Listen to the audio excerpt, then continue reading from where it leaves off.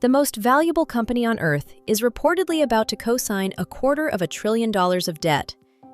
Not its own debt, its biggest customers, so that customer can keep buying its chips. Wall Street has a name for this, and a memory. Here's how the world thinks this is supposed to work. A company builds something people want. Customers pay for it with money they have, or money a bank believes they'll earn. The seller sells, the buyer buys. The bank stays in the middle, doing the one job banks exist to do, deciding who's good for the money. That no from the bank is the market's immune system. It's what keeps a boom honest. In the AI economy of 2026, that model is quietly being rewritten by the seller.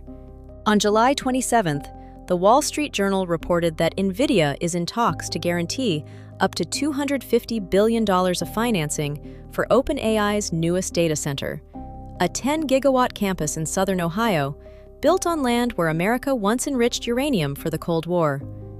A site so power-hungry, it needs its own 9-gigawatt gas plant. OpenAI wouldn't own it. It would lease it for 20 years from an energy company owned by SoftBank. And because the numbers are too large for any bank to swallow, the lenders needed someone to stand behind the debt. The company that stepped up is the company selling the chips. Let's put the pieces on the table.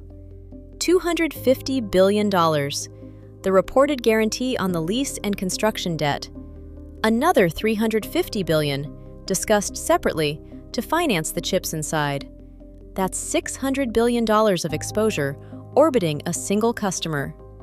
The campus itself, over $500 billion to build, the largest data center project ever announced. 10 gigawatts of power, roughly 4.5 Hoover dams, running day and night. The first phase alone, 800 megawatts, is due in 2028, with $4.2 billion of grid upgrades just to plug it in. And Nvidia, worth about $5 trillion, is the only company on the planet with a balance sheet calm enough to sign at the bottom of that page. There's a name for this, and it's older than AI: vendor financing. When General Motors lends you money to buy a GM car, that's vendor financing. It's legal, it's common, it can be perfectly healthy. The twist here is the reason it's needed. OpenAI doesn't have an investment-grade credit rating. On paper, it's a startup burning cash.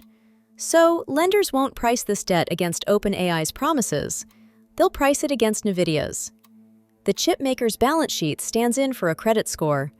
And this isn't a first date. Nvidia already holds stakes in more than 50 AI firms, many of them its own customers. Which means the money now moves in a circle. Nvidia guarantees the debt, that builds the campus, that buys Nvidia's chips. And this isn't happening in a vacuum. 5 days earlier, Alphabet reported earnings. Revenue, $119.8 billion for the quarter, up 24%. Gemini, 950 million monthly users, processing 22 billion tokens every minute. A genuine blowout. Then, Google raised its spending forecast, up to $205 billion of capital expenditure this year, with more promised for next year, and the stock fell 5% after hours. Read that again. The market punished the winner. For spending. That is the mood this Nvidia report walked into. Why should you care? Because if you own an index fund, a retirement account, a pension, you almost certainly own Nvidia. It's the largest holding in most of them. When the biggest company in your portfolio becomes the lender of last resort for its own biggest customer, its risk becomes your risk. Quietly, without anyone asking you. You didn't sign that guarantee, but in a very small way, you're holding it. Because we've run this experiment before. In the late 1990s, telecom equipment makers faced the same temptation. Customers wanted networks, they just didn't have the money. So Lucent lent it to them.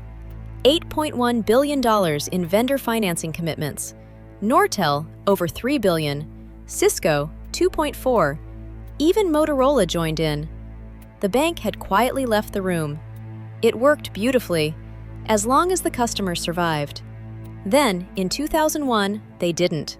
At Lucent, bad loans went from under 3% of the book to 60. At Nortel, 80. 47 upstart carriers went bankrupt in 3 years. The equipment makers had been booking sales that were, in the end, their own money coming back around. Lucent never recovered. Nortel no longer exists. Now, the honest counterargument, because there is one. The economist Noah Smith points out this is vendor finance, not round-tripping. The chips are real, they're delivered to real data centers, and they run real workloads for hundreds of millions of users. GM financing your car doesn't make the car fake. He also notes Nvidia's stock didn't even pop when the first OpenAI deal was announced last September. Investors can see the circle just as clearly as the critics can. In his view, the real risk isn't the loop itself, it's how much of the entire economy now leans on the same handful of companies. So watch what the loop actually tells you. Sellers don't guarantee their customers' debt when demand is effortless. They do it when the alternative is watching that demand slow down. Michael Burry, the investor who called the housing crash, needed only 5 words for it. Around and around we go. Maybe he's wrong this time. He has been wrong before, but the loop is now drawn, and it closes on one signature. So is this 2001 again? Not exactly, and the differences are measurable. Lucent was lending to startups with no revenue. OpenAI has real income and some of the fastest product adoption ever recorded. Nvidia's $5 trillion balance sheet can absorb losses that Lucent never could. But one thing is identical, and it's the thing that matters. When the seller funds the buyer, revenue stops being proof of demand. So from here on, you can't judge this boom by the demos. You have to judge it by the credit. Watch the loan loss reserves. Watch who guarantees whom. Those numbers will turn months before the demos ever do. The deal isn't signed yet.